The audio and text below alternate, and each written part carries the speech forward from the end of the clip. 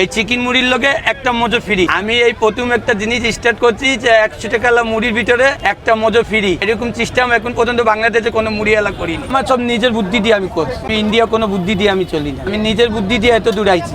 এক সময় না খাইয়েছিলাম, আর এখন আল্লাহ দিলে গোদ দিয়ে প্রত্যেকদিন ভাত খাই এই ব্যবসা করে। প্রায় 1.5 যুগেরও বেশি সময় ধরে একই জায়গায় বিক্রি করে আসছে এই বিখ্যাত মুড়ি মাখা। এটা আমি বাইরে দেশে ছিলাম, বাইরে দেশ দিয়ে আমি আইয়া তখন এই জিনিসটা আমার মাথায় ঢুকছে, তখন এই মুড়ির ব্যবসা আমি ধরছি।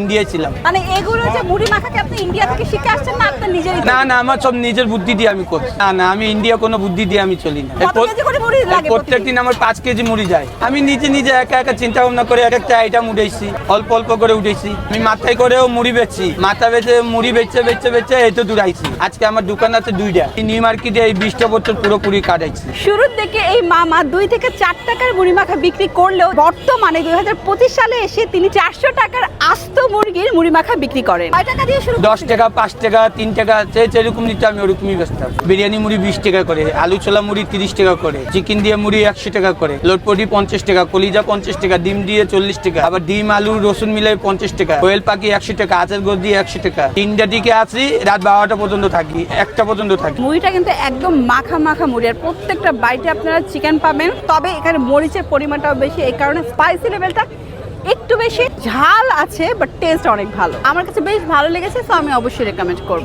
লোকেশন হচ্ছে খুলনা নিউ মার্কেট। আর একটু যদি সহজ করে বলা যায় তাহলে এখানে বাইতুন নূর জামে মসজিদ কমপ্লেক্সের 1 নম্বর গেটের একদম পাশেই আপনারা পেয়ে যাবেন জাভেদ মামার এই ছোট্ট মুড়ির দোকানটি।